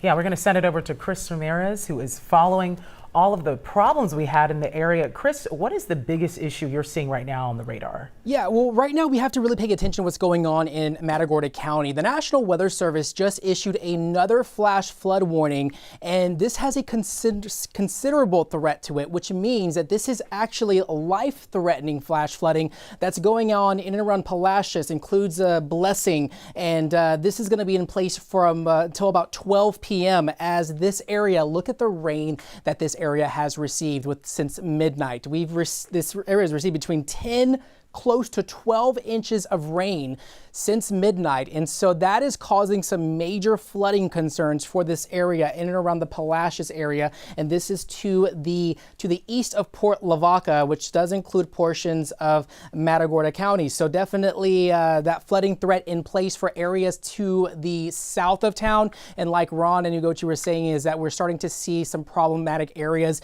all across Houston in terms of that flooding advisory. We are still tracking this flood warning that's in place until 12 p.m. This does include Baytown, Magnolia Gardens, just outside of Hobby Airport, Shore Acres, Mont Bellevue. That does include the Sam Houston Tollway and all of the major highways, but it's just really looking at the loop of this large storm system that's just kind of parked over southeast Texas. We still have quite a bit of rain to the west of Houston that still needs to fall, and that's going to continue at least through as we approach the 12 o'clock to 1 p.m. hour. So lots of rain still expected. We are looking at the flood advisories and the flood warnings. Of course, the flood advisory has expanded. That does include downtown, and that's until 12:45. That also includes League City, Pasadena, and Pearland, and does include the city of Houston. So just keep in mind that as we progress through the day, we are seeing some major flooding ongoing along the coastal area south of Houston, with that considerable flash flood warning that's in place for Blessing and Palacios. As we look at our weather network there, as we look at the neighborhood weather network, we kind of look at the more so of the neighborhood level of things. We usually are seeing between 2 to 3 inches of rain, especially out in Matagorda County. So this is the neighborhood weather network in Matagorda County. Matagorda headquarters, 9.5 inches of rain. 4.59 inches of rain just near Bay City. County Road 391, seeing close to 7.5 inches of rain in that rain gauge in that location. Just so as we progress through the afternoon, we're going to see this still continue for our coastal areas definitely through the 12:30 to 1 p.m. hour, but we will continue to track the latest in terms of what we are expecting to see in terms of that flooding risk. And like Kim just mentioned, she was talking about the lightning. Kim, what else do you see? Yeah, Chris, I think that is a big area of focus right now. Matagorda, that has been repeatedly slammed throughout the overnight hours and into this morning. I mean, even when I woke up and the first look at radar, it was already getting rain. That was around 1:30 in the morning. And then we got on the air because of a severe thunderstorm warning in Matagorda, one that was pushing towards Brazoria, and then another one that was from Wharton to Fort Bend. That one produced a tornado warning, and potentially we'll get confirmation from the National Weather Service later on today on whether that verified. But looking at the ground observations and what we're hearing from the National Weather Service, it's really possible that there was maybe 1 or potentially 2 spin-ups. Right now, the flash flood warning, like you said, is considerable. That means we're seeing flooded structures. That means Blessing to Palacios is experiencing flooding that is dangerous, flooding that could overtake cars, flooding that could lead to high water rising in homes. And so that is going to be an area that we monitor through noon. Threat considerable. Again, Blessing and Palacios. This is an area that is still getting moderate to heavy rain. It really hasn't let up for now, let's say, coming up on 10 hours. That's a pretty considerable amount of time. Flood warning, also something that we're tracking for Harris County and into Chambers. So this area, Cloverleaf, Magnolia Gardens, still seeing some significant issues, particularly if I take you to the Crosby area. This is another area that the National Weather Service is talking about potentially having structure issues. So flooding in homes could be ongoing for the Crosby area. There is a flood warning there until noon, and then a flood advisory that continues to push west. It does include downtown, and this one lasts longer through 12:45. That's because there's more and more rain coming in from the Katy Freeway. So here's a check at the overall rainfall for Southeast Texas. So far, the heaviest rain for those flash flood warned areas, for the flood warning in Crosby, and for the considerable threat that is still happening for Matagorda County, specifically Blessing to Palacios. Guys, there are going to be more and more reports, obviously, as we start to see more crews get to these locations. And I have a feeling that we're going to see some significant damage for Matagorda, even into Brazoria. Yeah, which is why they issued a disaster declaration in Matagorda exactly. County. Horrible. Something All else we're following. Thanks, Kim, so much. All right, let's go out to Orko Mana, who's still in East Downtown, where that car was pulled out a few hours ago. Orko.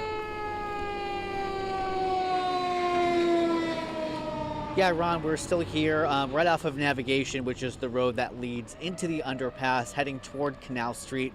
And again, like we were showing you just about a half hour ago, the water is still very high in that underpass. When we first checked in with you, I said the water was around 2.5 inches, but it has, or excuse me, 2.5 feet, but it has continued to rain consistently since then. So we can only imagine that the water has risen from that level. You can see the gauge there, the flood gauge in the middle of the underpass that says, yeah, it's right around 2.5, maybe a little bit more feet of water here. And we have some video from about an hour and a half to 2 hours ago we want to show you of a vehicle that was stuck in the floodwater in that underpass. A blue sedan, you can see here, was caught after the driver tried to drive through those floodwaters. Luckily, that driver was rescued. The vehicle was towed out of the underpass, and I spoke briefly with that gentleman who was in that vehicle, and he said that, you know, he wasn't ready to talk, but you can imagine just how scary a situation is like this when you're driving into 2.5, potentially more feet of water in a situation like this and getting your car stuck, how terrifying it could be.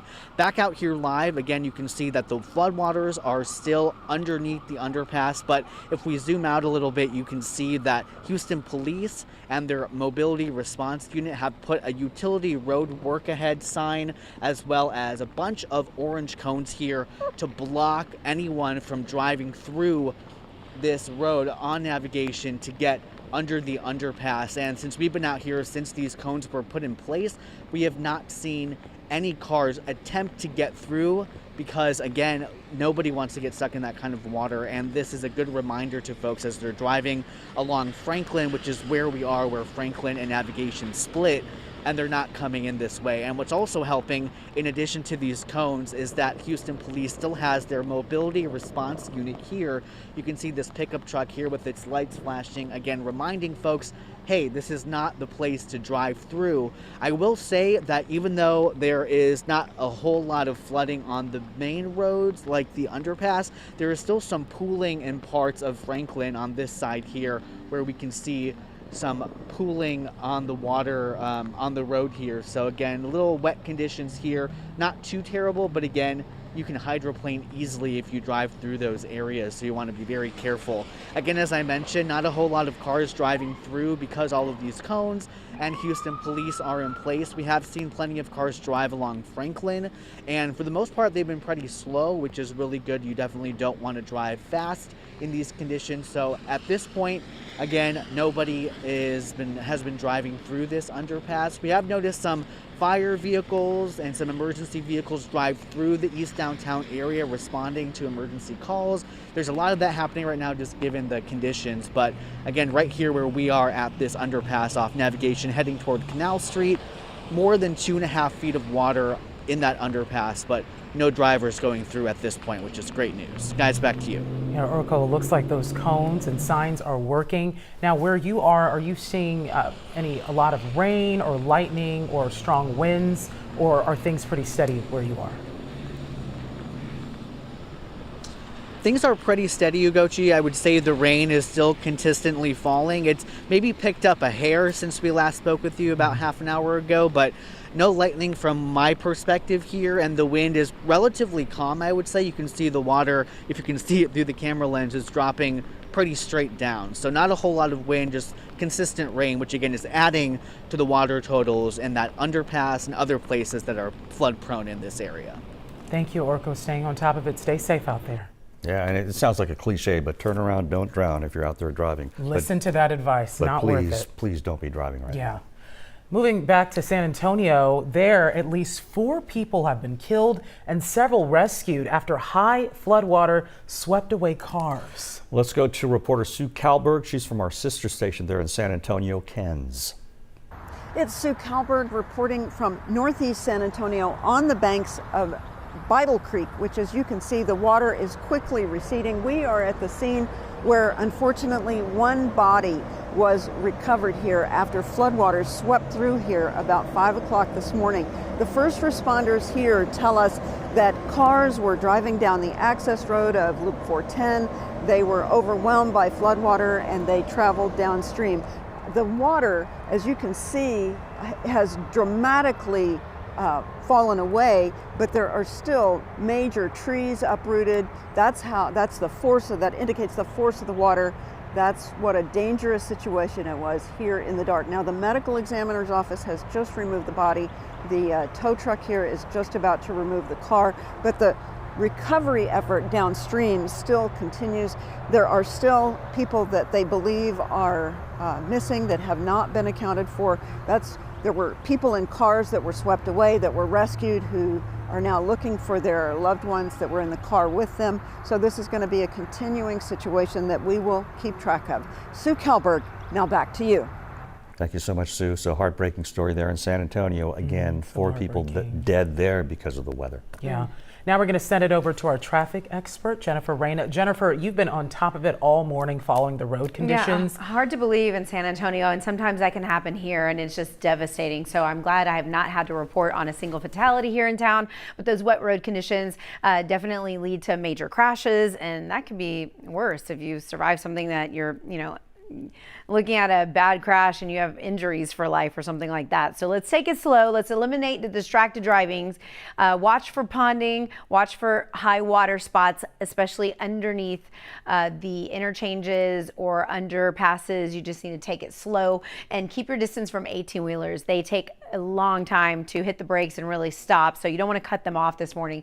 Looking at the east side of town, we're still seeing majority of the heavy rain just east of Eldon toward Galveston, but all of the area has been saturated. We've been talking about this since the overnight hours, and I'm sure you heard the thunder. We were talking about so much lightning. We had power outages, so you could run into lights that are out or malfunctioning today. If you do that, dial 311 to report the location if that's something you want to do, and Houston Public Works will get out and get those lights back up and functioning. Anahuac, it's raining right now just east of Smith Point all the way down to Port Bolivar. Looking at I-45, the Gulf Freeway, no problems from Texas City leading all the way to the southeast part of the Beltway. If you're headed toward Hobby, all you'll need to do is check with your carrier on how things are going in the skies. But as far as getting to Hobby Airport, you will not have a problem, but it is slow going as you approach Broadway and the 45-610 interchange. You can see here how wet things are on 290 leaving Jersey Village. This is going to be inside of the Beltway, scooting toward the 610 West Loop north of the I-10 Katy Freeway. That's why the sheriff was reporting some high water locations right in the Addicts area, right around Patterson, Clay. Just be careful. Don't drive around any barricades that are up, because I know emergency crews, if they see high water indicators or areas that they feel like are dangerous to the public, they're going to put up a barricade. We have crews out at 59 and 288. If you're hitting the downtown area, just FYI, they had taken the sign down. You can see they're climbing down the ladder here, and the sign is down here on the pavement now, but TxDOT has been out there removing this sign. I reached out to my contact going, all right, what's up? How long is this going to last? Was this emergency? Was it scheduled? What's the deal? When I find out, I'll pass the information along to you either here on the air or on my social media accounts, because I was just curious. But 2 right lanes are blocked, and we do have some slow conditions. You do want to take it slow because we have a lot of personnel out there outside of their trucks, and I just want them to get their job done in a secure fashion. 146 still looking pretty decent here at Fairmont Parkway. Light traffic, no high water along the highway there on the east side, but LaPorte got hit, and we saw that earlier roads were flooded in that area. 16 minutes in from Pearland. Good luck. Stay safe, guys. Jennifer, staying on top of it. Thank you. Check this out. This was the lightning show over the Texas Medical Center earlier this morning. Take a look at that video, Ron. It's strike just so after much strike, strike after strike. Yeah, it's just so much lightning in that area. You know, earlier this morning, too, there were thousands of lightning strikes across the area. Thankfully, our meteorologists have been following it. They said it's gotten down to the hundreds. Hopefully, we're going to update here soon, but that's what it's looking like. Check out that video. Just powerful, strong lightning strikes over again the medical center. Nature's own fireworks coming at you. Lightning over Space Center Houston now, too. Let's take you down to the Clear Lake area. So we got this overnight as well. Yeah. Pretty scary through the clouds. You can see it all. Look how it travels through the clouds. I mean, it just kind of goes widespread there in that spot. So much energy, so much energy. And as we said earlier, a lot of the severe stuff has now moved into the Gulf, but it has done some damage in the area. Let's take a look at the video that we got from a viewer. Look at this on their camera outside their home. Oh my goodness. Lighting hitting a neighbor's tree and taking it out. This was in Dickinson this morning. Taken off the security cam, facing across the street. If you got any video of that like that, please send it in to us. Yeah, you can see it there, just falling and collapsing there to show you how strong. Dangerous Stuff. Before we move on, we do have some good news to report, but just in a sec, I've been following online different social media posts too from people talking about what they've seen. And one person talked about this morning on her way to work, how she was driving down a street and that just within the first 3 to 4 minutes, she saw a lot of damage on the street. She felt like her car was shaking and she felt like she was about to be blown away. She saw trash cans flipped over, trees broken in people's front yards and front yard furniture. Just to give you an example of some of the damage we're seeing out there. I'm working to kind of reach out to her to see if she got any Did she say what part of town she's in? No, she didn't say what part of town. Her name is Shanika. I'm going to reach out to try to get more information. Could be the east part of town. Probably. Who knows? Yeah. But again, the west is getting pounded right now with some rain. So it's traded out there. Yeah, nobody's in the clear for at least a few more hours. Let's take a look at Centerpoint's power outage map. Right now, more than 7,000 customers without power. So things are getting better as far as energy is concerned, because much higher numbers earlier in the morning. A drop from 11,000 about an hour ago. That's good news. They're making improvements. Hey, we're giving you some good news, right? Getting the power back up for so many people. That's so important. But still, a lot of people still out without power there. It's got to be a little frustrating, but hopefully Centerpoint gets that up and running here soon. Now we're going to move on. We're tracking to flight delays and cancellations in our area. If you are traveling today, be sure to check in with your airline for any updates. You want to stay on top of that so you know what's ahead. Yeah, there's the map on the left, and of course on the right, a look at Hobby. According to the Flight Aware Misery map, there have been over 600 flight delays and 60 cancellations from both Houston's big airports. All right, so horrible day to travel, horrible day. Okay, look at this. Damage in Wharton County. There was a tornado warning at 3:45 this morning. The National Weather Service crews will be canvassing the area to see if there was indeed a confirmed tornado. Looks like it to me, but I'm not an expert. We've got a crew there talking to people. We're working on getting a live report for y'all very, very soon. But this is in This is in Wharton. Okay, we've got a reporter there. He's not ready for us because a big concern there is lightning. We can't set up our live reporters out there can't do it. But, Got to stay safe. We're preaching about that, so we want them safe too. So when there's an all clear, maybe we'll get a report. There was a lot of damage there. You saw that, Ron? Oh, yes. My So, I mean, goodness, that house collapsed. And we have to reiterate, if you're just joining us, we've got a disaster declaration now in Matagorda County. They were hit with like 10 inches of rain. Might have been a tornado in Palacios. We don't know yet. You got flash flood warnings all along the coast. This is not over because the rain is not stopping for a few hours. You know who knows more about that? Chris Ramirez. Hey, Chris, give us the latest. Yes, and that's the reason why we've issued this weather impact alert, and we've been issued it as of yesterday and even the day before, is because of that widespread rain and storms. This is going to be in place for much of the day. Even when the rain stops, we still are going to need that time for stuff to drain off, especially when it comes to those flooded roadways. So we are keeping this in place all day today, as the impact is going to be heavy rain and flooding, and we're already starting to see those confirmed reports of flooding in some locations, especially along the coastal areas and areas east of Houston. Looking at radar right now, we are still dealing with large swaths of rain in place for just west of town. So that aerial flood advisory that does include Houston, I'd only imagine that they're going to extend this, or if not, include more of the Houston area under that flood advisory that will be in place until 12:45. That includes Houston, League City, Pasadena, even Pearland, as that rain, it's just really not letting up anytime soon. We did see a couple of lightning strikes, and when we see lightning strikes, that usually is a good indication that storms are sort of strengthening. But now those lightning strikes have sort of just dimmered off and not really,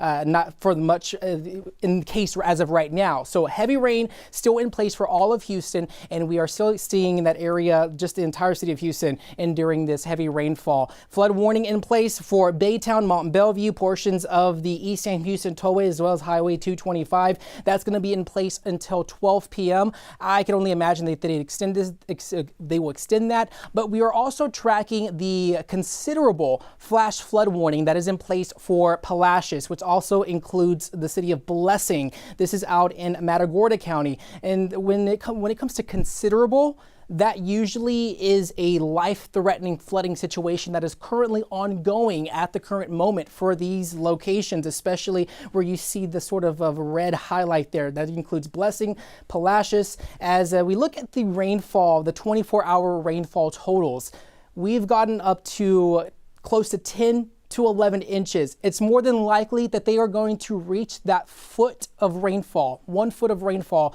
if not exceed that, at least for the next few hours. And so that definitely is showing the flooding concerns that are in place for some of our locations. Houston has not received that much rain, but that is in place for Palacios and Blessing. We're still looking at the Trinity River out in Liberty. For the most part, that is going to be under a flood warning until Sunday at 9:25. So as that was already under a flood warning, we've been tracking that for the past few days. And so I can only imagine the excess rain is going to cause even a worse situation for that flood warning out for the Trinity River in and around the Liberty area, especially along the Grand Parkway areas east of town. So as we look at the rainfall in terms of our neighborhood weather network, we got up to 7 to 8 inches at the gauges in some locations, especially at Matagorda County, but we've already seen radar indicated up to close to 11 to 12 inches of rain in that location, especially in and around the Palacios area. So future track, once again, showing this to continue at least through 1:30. There is still some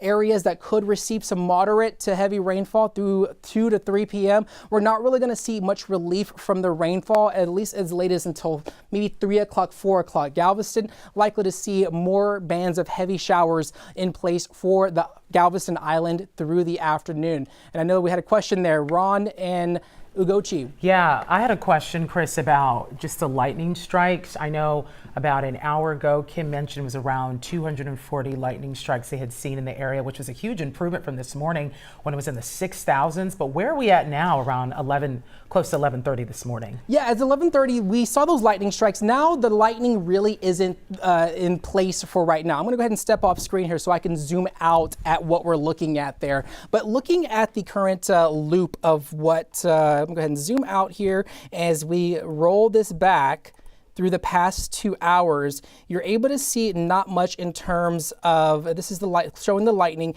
we did see a little bit of a cluster out in western portions of Houston, but now the lightning, really not the case for right now. It's usually where you see right there where these storms, as they were going through Beaumont, that's really, those storms were actually over the Houston area a good few hours ago. That's what we were looking at earlier this morning. But now we're just looking at the rainfall that's currently posing that flooding risk. So in terms of lightning, there is a couple of strikes that are currently right now occurring in around the 59 area near just southwest of Houston. But in terms of lightning strikes as of now, not really seeing that, which is a good news because that's really showing us that the severe threat in terms of any storm that has the potential of 60 mile an hour or more winds, that really is the case, not the case for the storms right now. It's just the amount of rain that is falling. It's the rain threat that's going to contribute to that flooding risk for the Houston area as we progress through the morning and into the early afternoon, as we are going to continue to see that flooding situation slowly starting to creep westward towards downtown Houston, as well as portions along I-10 heading off towards the west of town. So something to keep an eye on. We're watching those flood gauges, as well as we are tracking the latest in terms of the life-threatening flooding threat that's currently happening out in Matagorda County. Yeah. I have one more question, Chris, and not to get scientific because I'm no scientist.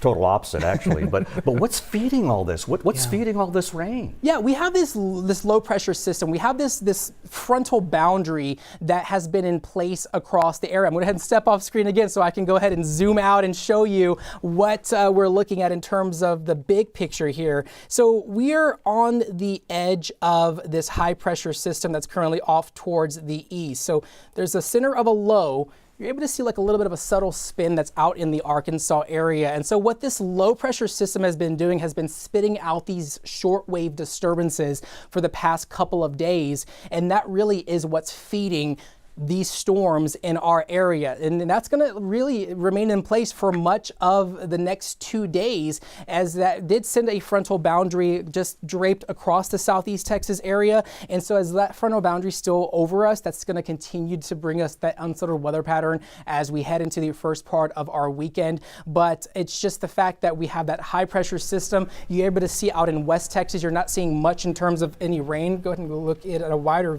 view there. There's a high pressure system out in New Mexico. And so usually, since that's over in that area, it leaves the door open for any disturbance to make its way into East Texas, Southeast Texas, at least for the weekend. Baytown. All right. Baytown. All right. Thank you so much, Chris. Thanks for not getting too scientific. All I know is it's more rain. It's a really good breakdown, though, of everything going on. All right. Thank you so much, Chris. Yeah. All right. Let's go to Baytown now. We're following some breaking news. Fire officials say a tank that might contain oil currently burning. That's a bad combination. Officials say this might have been caused by lightning strikes, and we had so many, thousands of lightning strikes earlier today. Yeah, just really the fire department has issued a shelter-in-place order for 2 neighborhoods there. This affects residents in the Evergreen, Fairways, and Trinity Oaks subdivisions. Crews are actively responding to the scene, according to an official update from the Baytown Fire Department. For a shelter in place there, residents need to close all windows and doors and remain inside until further notice. You should also turn off all HVAC systems to prevent outside air from circulating. Yeah, something we're watching there. Now, if you take a look at high water at Uvalde Road in downtown, cars driving there, oh my gosh, it's ponding. Some of the cars that are ponding there in that area, you can see all of that water. Take a look at that video. I mean, it just, within minutes, you can just see all of the water. As soon as you go through that water, you can see what's going on. And I mean, that's a good example, right, of the kind of rain we have got today, some of the flooding in the area. So definitely avoid those spots if you can. We've been saying it and we'll say it again.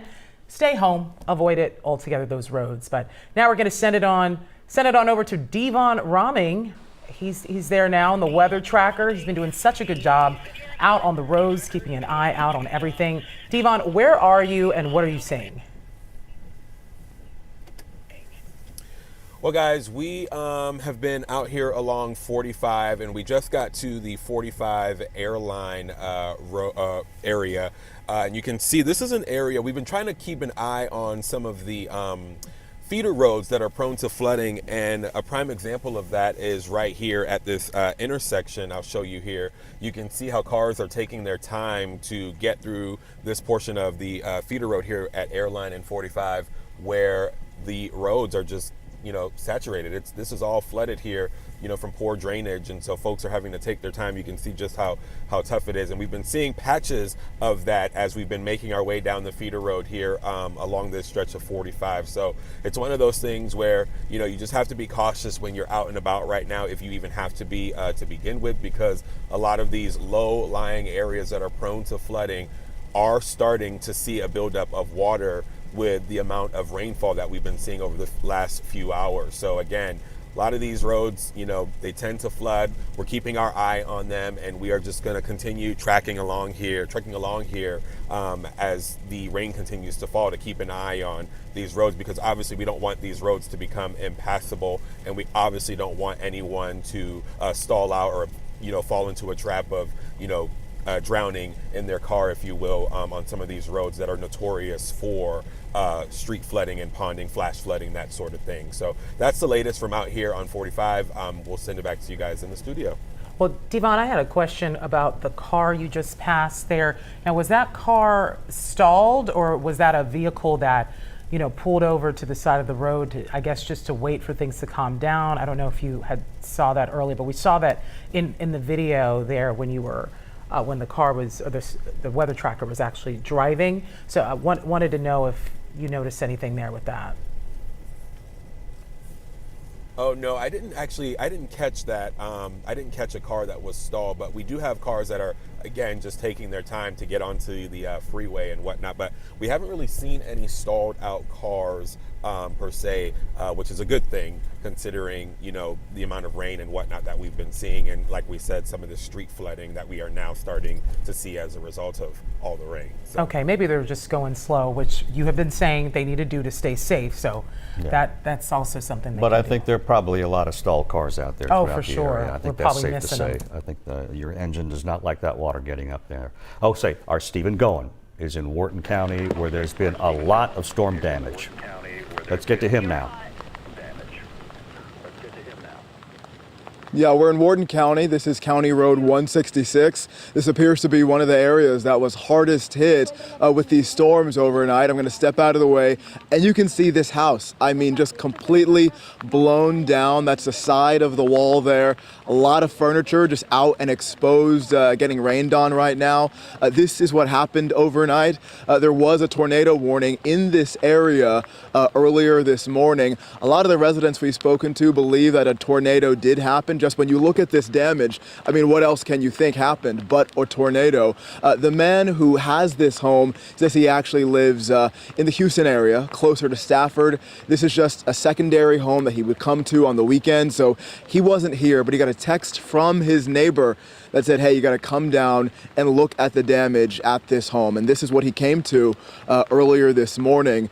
Just, it looks like most of the house, you can see, it's kind of wiped off the foundation here. He said he just finished a remodel on the inside, and he was going to repaint the outside, and then the home was going to be, done. This is he had just redone it for the first time in 5 years. But this is what it looks like now. So this is just part of the damage that we are seeing. If you look a little bit over here to the left, there's another structure that you can see that has come down just beyond that tree line right there.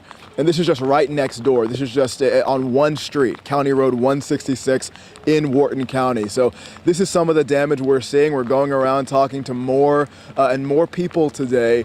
And you can see also that officials from the Texas Department of Emergency Management have also just stepped onto the scene there. They are wearing those bright yellow coats and vests. They're going door to door in this same neighborhood, talking to people who are experiencing some of this damage from the storms overnight and the rain that continues to fall today. So we're going to keep a close eye on things here, but a lot happening with the damage. It's also, like I said, it's being assessed by officials with the Department of Emergency Management. We're going to try to talk to them as well to get a sense of just how much damage people are seeing in this part of Wharton County. But with that tornado warning that was here in place this morning, clearly that is what people think happened. So we're going to send it back to you for now. So much damage in that area. Oh my goodness. Thank you so much, Stephen. Okay, we've got an update now on breaking news in Baytown. The shelter in place was lifted at 11:24 after a tank fire. Officials say this may have been caused by a lightning strike, but the shelter in place is now over there in Baytown. Yeah, so that's a good update there. Shelter in place lifted. So now we're going to send it over to tracking flight delays and cancellations. Yeah, let's check on those. Actually, we're gonna check on that. If you take a look of that map there and the live look of Hobby. Yeah. So according to FlightAware and their misery map, over 600 flight delays and 60 cancellations from both Houston airports. Not a good day to travel. Not a good day to get on the roads. Please stay home if you can. Just wait it out for a few more hours. If you got some errands to run, we all have errands to run. Just wait a few more hours because this rain's probably not going to stop till around 2 or so. I'm not the meteorologist, but we have plenty of them on staff right now. We'll be talking to them shortly about that. Okay. Okay, we've all got all sorts of video that people are sending to us. So we've got video from a viewer, lightning hitting his neighbor's tree and taking it out. That's what lightning can do, okay? This was in Dickinson this morning, taken off the security camera facing across the street. Wild video there. Yeah, and speaking of lightning, Chris Ramirez just talked about how they've seen improvements on the radar with lightning. They're not really seeing a whole lot in the area compared to this morning when there were thousands, right in the 6,000s. Then it went down around 200 lightning strikes in the area. Now it's just spotty, not a lot. So there's improvements there. So hopefully it stays that way today. Okay. Oh, take a look at that. It's a live look, looking at the museum district, the Texas Medical Center, looking at you. So the rain, here's the thing. It may not be raining hard, but it is still raining. Yes. And the totals are going up every hour. That's right. And that's why you want to avoid it. You want to avoid it. Getting on the roads there. And not to mention slick spots, right? Jennifer Rayner's been following the road conditions all this morning, telling people to take it easy because it might look like there's not a lot of rain, but it's wet on the road. So you definitely want to take it easy because it can be slick and cause some issues. And those underpasses are always an issue, especially on days like today. We have Orko Manna. He's east of downtown where a car was pulled out of an underpass earlier today. Let's check back in with Orko. Hey, Orko. Hey there, Ugochi mentioned it. When you're driving, you might not be able to see the water, and that's definitely the case with the underpasses too. When you drive, you might say, hey, maybe I can drive through that. Definitely not the case. Here at this underpass, which is on Navigation, heading toward Canal Street, you can see all that water there, but it might be hard to tell exactly how deep it is. That's why that flood gauge is there in the middle. It's basically 2.5 or more feet of water in this underpass. And again, it was 2.5 feet when I last checked with officials, and it's been consistently raining since then, so you can imagine that total has gone up. And we have some video from earlier this morning of that vehicle that was stuck in that floodwater. You can see the vehicle there with its wheels covered in the floodwater, and there's also a tow truck that was working to get that vehicle out. Luckily, the vehicle and the driver were safely removed from the underpass. The driver wasn't ready to speak for an interview, but you can imagine how scary that would be. He, was rescued and then his car was towed away. And that was a few hours ago at this point. And back out here live, you can see that the water is still pooling and it's still flooded here in this underpass. Again, this is near Navigation and heading toward Canal Street, just east of downtown. Now, since this happened, you can see if we zoom out a little bit that Houston police and their mobility team have put all of these orange cones here in this area to block drivers from driving through, and as well as that utility work ahead sign, again, to make sure that people don't drive, because once again, as Ugochi mentioned, when you're driving, maybe if this wasn't blocked, you would drive through and say, maybe I can drive through that. You can't drive through 2.5, potentially more feet of water. So that's why all these cones are here, to block those folks from getting here. And I have seen a lot of cars drive along Franklin Street, which is right behind us, right off of Navigation, but no one has been attempting to drive through the underpass, which is great news. You don't want to do that. You don't want to try to do that. And everyone driving has been taking it pretty slow, which is really good news. You want to be as safe as possible when you're driving in these conditions. Ugochi and Ron, back to you. Hey, Orko, you're staying on top of it. And I do have a question. You know, when we talk about the actual overpass there, and this was a close call, would you say? I mean, they got out there quick, and it's just so important that people understand that this is not something that you do. Yeah, I mean, anything can happen, right? You never know. The water wasn't fully engulfing the whole underpass, but even when that's not the case, you know, your car can stall. There can be other issues with your vehicle, maybe difficulty getting out of your vehicle, potentially water getting in. Anything can happen. So even if it was 2.5 feet, most of us are taller than that. You know, it's not something that you want to deal with if anything goes wrong. So anything can happen. So it's always important to not even attempt to drive through even less than 2.5 feet, even if it's a foot or 1.5 feet or maybe 2 feet.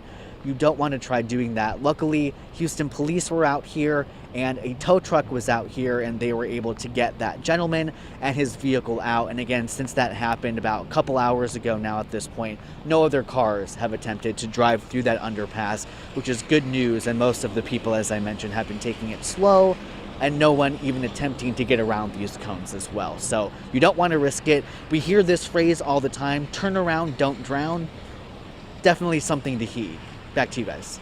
Orko, thank you. I'm so glad the driver's okay and no one else was hurt or even tried to attempt to be in that area. Those cones are doing what they need to do out But what there. a frightening moment for that Yeah, driver. And we really don't know. scary. It might have been pre-dawn hours. Maybe he didn't see it. You know, that's the Exactly. problem when you have a storm like this that came in the wee hours of the morning. Very dangerous. Sneaks up very on you. Yeah, very dangerous. Okay, let's check in with Jennifer Reyna. Roads are a concern, especially today. Hey, I'm back. I have been here and tracking your road conditions ever since I walked in the early morning hours around 4:30, checking things. It was already wet. We already knew that we were going to have some possible flooding, and high water definitely ended up popping up on us. Here's the latest with radar. Kaplan up through the east side of Smith Point, Anahuac still getting some heavy rain conditions. I-10 soggy just west of Winnie between Mont Bellevue, and then up through the Liberty area, Endeavors off of 90. So still looking at your windshield wipers going off pretty much. Don't cut 18-wheelers off today. It is slippery and they take extra time to brake. So please don't do that. We haven't had any overturned 18-wheelers and I don't want to report any. So looking at the South Sam Houston Tollway, everything's wet around Brookside Village. The streams up to the city of Bel Air, Spring Valley getting wet. Jersey Village, it is a soggy one. Here's the traffic map without radar, and it looks like we're typically busy near the Galleria off of the West Loop. A touch of traffic on I-10. It's going to be westbound at Taylor. Always slow these days just because they have ongoing road work right there. A little bit of traffic along the 610 North Loop, and same if you're leaving Hobby. Coming in, it's not too bad, but 45 right around Broadway, you should expect some brake lights. This is 69 at 288. That emergency or signage repair has been wrapped up. They were blocking a couple of right lanes. No longer crews out there, so we are seeing improvements as far as any backup that was headed toward the Museum District. I-45 North Freeway, you'll notice some extra spray along that feeder road, but we have not had reports of high water along the service roads, but it typically floods at Tidwell and Parker. So you can see these drivers taking it extra slow, and for lower vehicles, yeah, I would try to avoid that. We've got some flashing lights on the Katy Freeway. This is the managed lanes at Wirt Road. Looks like there's somewhat of a minor incident working. And then I'll leave you with this look, Ugochi Ron. This is the West Park where it goes Post Oak and it leads into the Galleria area. This is just an underpass, you know, where you saw Orko Mana at. They have gauges, so drivers need to pay attention to that because it would alert them to high water. And I'm glad they're not going through any or around any barricades over where he is, a navigation and canal. But I just wanted to pull up this camera shot, show folks that they are in the clear. Those things scare me even when it's Dry. sunshine. That's right. Just getting You're like, those. yeah. Yeah, all right. Drivers thank have you so to much. pay attention, be sure on do. high alert. Thank you, Jennifer. Ray. So we're going to send it over to Devon Roming. He is in the weather tracker right now. All morning he's been really out on the roads trying to stay safe himself to check those conditions for you so you don't have to get out there. Devon, where are you at right now and what do the conditions look like in that area? Okay, so we're here on North Frontage Road, just off of 45, heading north. And I'm going to flip the camera around just so you can see. I'm not sure how this how this Mustang, if you can see there in the distance, how that Mustang ended up in the predicament that it's in right there. But that's just off the feeder road here off of North Frontage Road, where you can see the water ponding there, and that Mustang is stalled out. The driver must have tried to veer off the road somehow to avoid hitting something, perhaps. I'm not sure.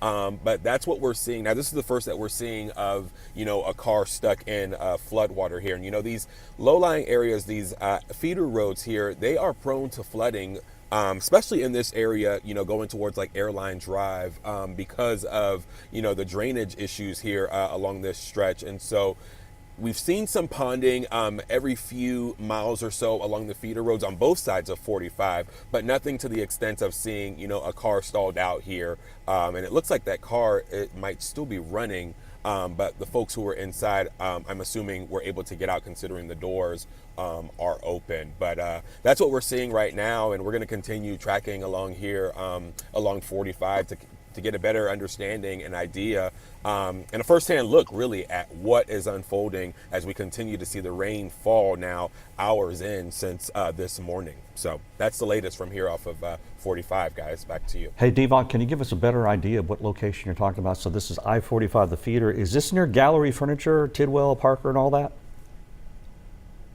Yes, it actually is. Gallery Furniture is just up the road there, so we're not far from that area at all. Yes, we're in that general area on North Frontage Road. Yeah, and Jennifer Reyna had just said to us, and she had it on her traffic cam there, she showed it in her report, that area you're in tends to flood quite a bit when it rains, and you just mentioned you all run into that as well. So did you see a lot of water in that spot, or has it gone down in that area? Well, we've just been seeing ponding happening every couple of miles or so, again, on both sides of 45, the feeder roads on both sides.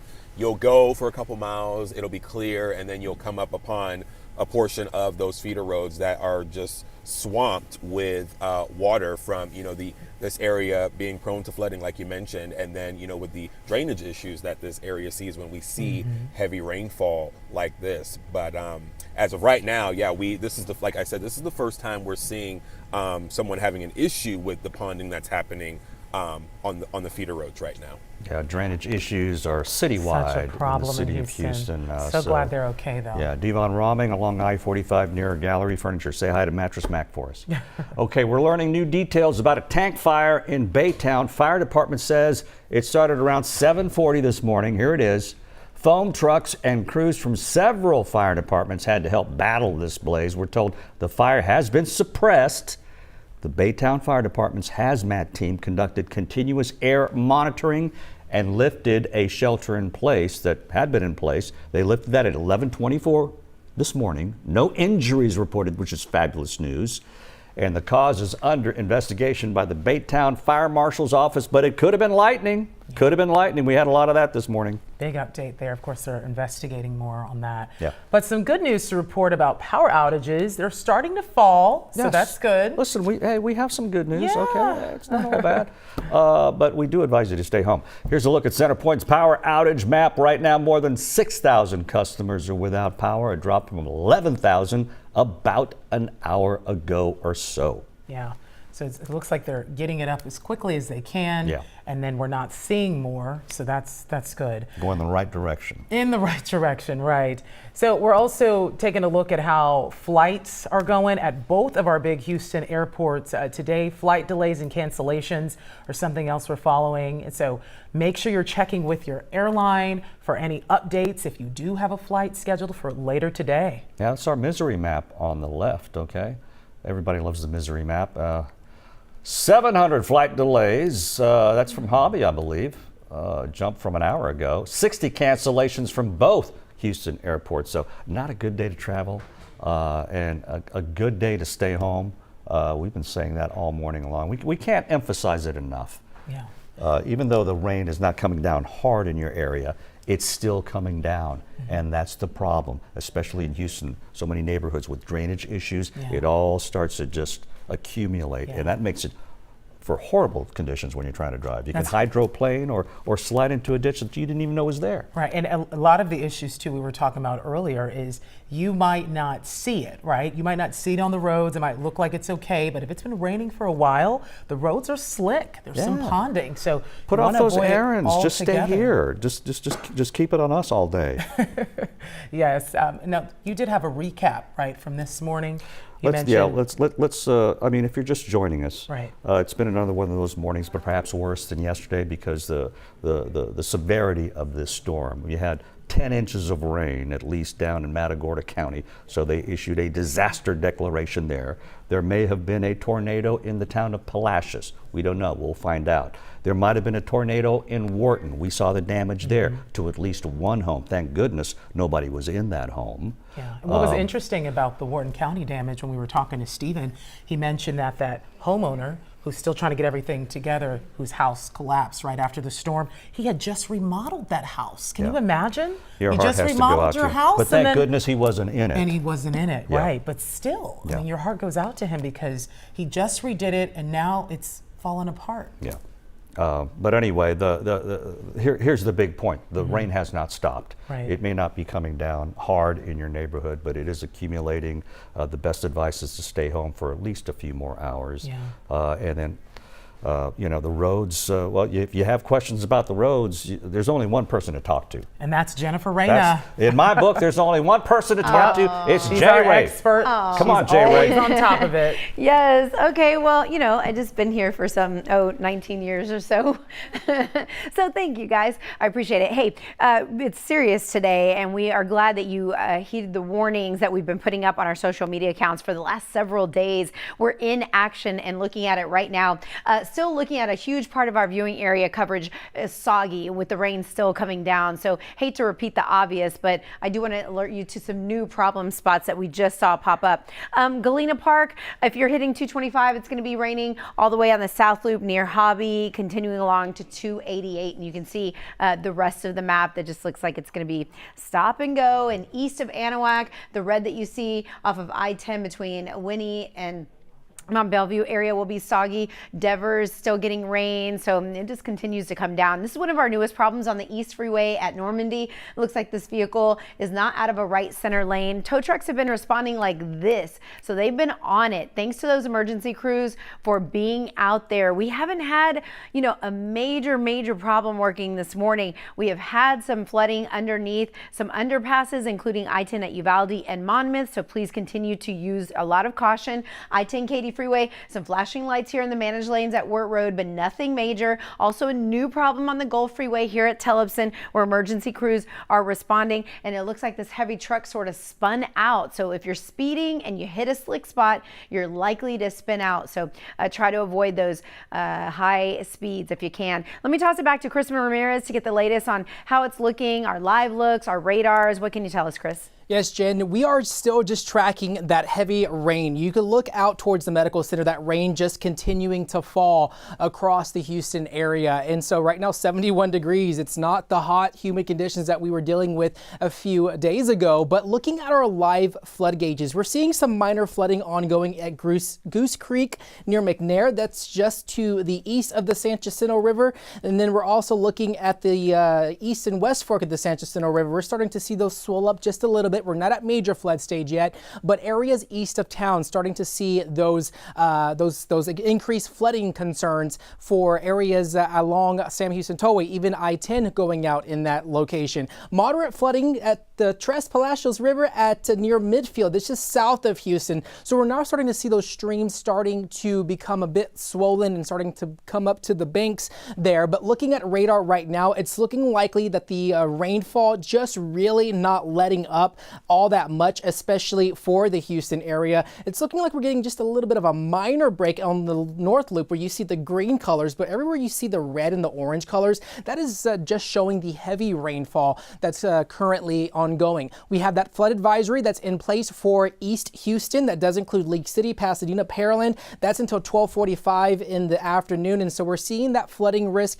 be sort of elevated for our eastern areas east of downtown, especially as that that area is also under a flood warning. That includes Shore Acres, Baytown, Mont Bellevue, Magnolia Gardens, the East Sam Houston Tollway, I-10, Highway 225 towards Deer Park. That's going to be in place until 12 p.m. But also out in Matagorda County, Palacios, we have a considerable flash flood warning. That is when they put that considerable tag on that, that is just basically life-threatening flash flooding ongoing in and around the Palacios area, maybe north of just south of Blessing. And as we look at the radar estimated rainfall, close to a foot of rain in this location since midnight, especially out in Palacios.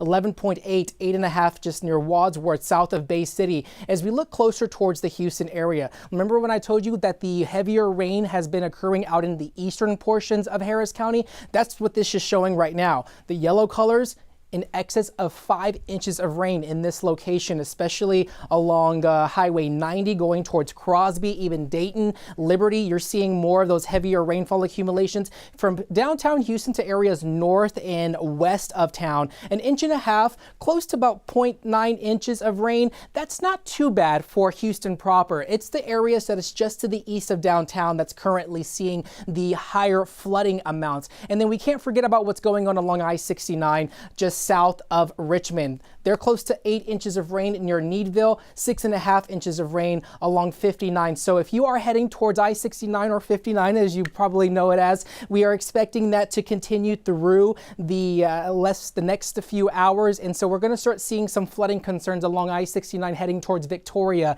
as that area has received more of the heavier rainfall. So definitely expecting this to continue for the next few hours. Future track showing this rainfall to last at least from 12:30 to 1 o'clock. We still could see some isolated areas, some areas of heavier rain, but we're not really expecting to see this lighten up at least until 4 p.m. And as always, we are definitely tracking the latest on you on KHOU.com and on the KHOU Plus app. Please join us with more updates on KHOU 11 News at 12 p.m.